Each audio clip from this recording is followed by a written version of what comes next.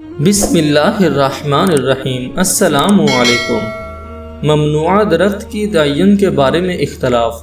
مفسرین کا اس بارے میں اختلاف ہے کہ وہ کون سا درخت تھا جس سے آدم علیہ السلام کو روکا گیا تھا۔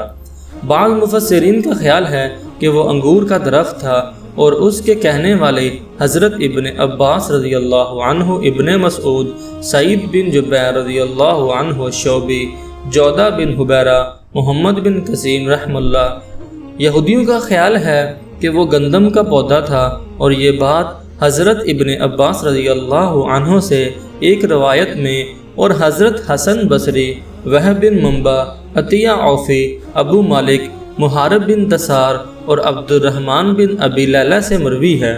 اور حضرت وہب نے کہا کہ اس کا دانہ مکھن سے زیادہ نرم اور شہد سے زیادہ میٹھا تھا، اور حضرت سوری رضی اللہ عنہ نے ابو حسین کے واسطے سے ابو مالک سے نقل کیا ہے کہ یہ کھجور کا درخت تھا، اور ابن جریج نے مجاہد سے نقل کیا ہے، وہ فرماتے ہیں کہ وہ انجیر کا درخت تھا۔